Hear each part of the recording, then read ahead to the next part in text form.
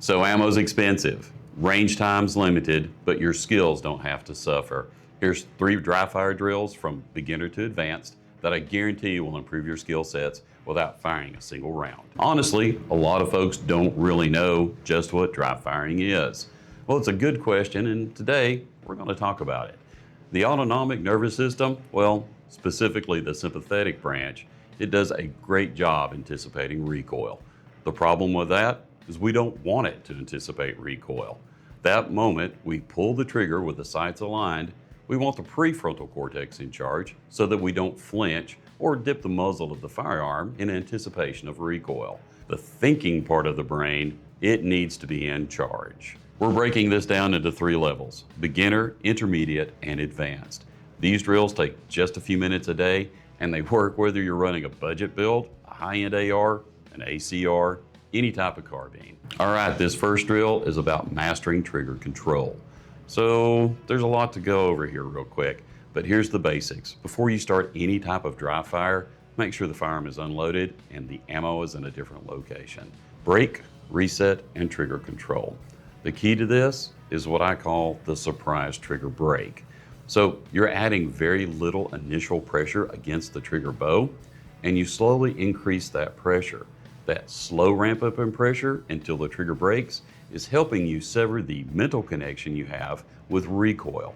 Surprising yourself with a trigger brake prevents you from anticipating the recoil, and it helps you keep the sights on target. So if there's a tip to this that I can add, it's this. You have to start off going very slow. Make that trigger pull very deliberate. Add that additional pressure from the take up slowly until you feel the break. That control is what's going to train your brain. This isn't just a dry fire drill. Carry the same technique with you to the range and incorporate it into your live fire training regimen. Drill number 2, we're going to talk about trigger manipulation and timing. We're going to add a few layers of complexity. There's 2 parts of this drill. So the first thing that I'll do is I'll throw up about 3 pieces of painter's tape, roughly a foot apart. One of those pieces of tape needs to be about a foot higher than the other 2, sort of a triangle pattern. So here, you're working towards being able to steady the firearm and pull the trigger with the sights on target. All right, part 1. You need to move from low ready or high ready onto each target. Practice the surprise trigger brake and then reset to ready after each particular target. Remember to focus on moving the upper torso, not just the muzzle on each ready up. Part 2, well, that's moving from low or high ready, then transition to the next target. Don't reset to low ready again. Focus on pivoting your torso toward the target. Slow surprise trigger brake. Don't forget to do the slow surprise trigger brake. This is how you're going to master it. Start slow. The point of this is to get the sights on target. And then second, of course, is to manipulate the trigger. The same surprise trigger brake as you did in the first exercise, you are continuing to build a skill base that will allow you to build more skills on top of it. So over time, you'll begin to speed up this entire drill, and as in the first drill, carry this exercise with you to the live range. Your brain will begin to interpret the sight picture more quickly, but continue to be deliberate about the trigger press and resist the urge to just yank the trigger quickly. Don't lose the ground that you've already gained learning the surprise trigger brake. So why does this work? Well, this trains your eyes, it establishes your muscle memory, it stabilizes your transitions, and of course it combines multiple fundamentals all at once. Drill 3, ready ups from rest. So in this last drill, ready ups from rest, well, this adds the physical component.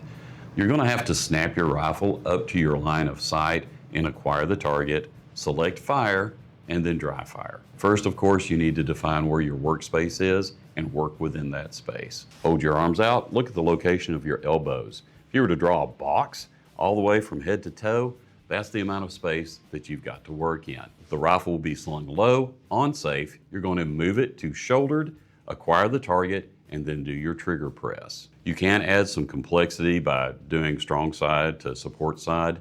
That's something that I would suggest that you learn how to do if you don't already have that skill set. So snap out and in. It may look funny and unnecessary, but when you're wearing a lot of gear, crap gets tangled and hangs up. Being very forceful and direct with those movements, well, it gets the rifle up and out from all of the other stuff that it could be tangled up in. These muscle movements, they get exhausting pretty quick. And when those arms get tired, you're going to see your front sight doing loops on the target. This is the way the body works. And the more reps that you put in and the longer it takes for the body to get exhausted from the drill, the better off that you are. Bonus value on this stuff, the drill finds your weak points. Fatigue will set in and focus and dexterity all get hammered. You'll know what to work on. I promise you, you're going to feel it. So layer in a mag change and a bolt release just to see where the hot spots are. And as with all other drills, take it to the live range and practice this there as well. To recap, surprise trigger break, trigger manipulation and target transitions and timing, physical ready-ups. You don't need ammo to train, you just need consistency. Pick one of these and push yourself. You don't get better eating Cheetos on the couch. Create a schedule, put in the time, make it habitual, become a better shooter, and show that stubborn autonomic nervous system who the hell's boss. Let's talk about triggers real quick. That crappy mil-spec trigger that you're practicing with right now, you're probably cussing it a little bit because it's probably way more unpredictable than what you really want. Honestly, put a good trigger in the rifle. It will change everything about the way you shoot and can even improve your accuracy. Look at Rise Armament triggers. I can't emphasize enough how awesome they are. There's a wide variety from two-stage, component to cassette. Each one of those has been designed for a very specific purpose. If you follow the recipe that's on the website, I guarantee you we can walk you into choosing an excellent trigger for whatever it is that you're using your rifle for. Thanks again, guys.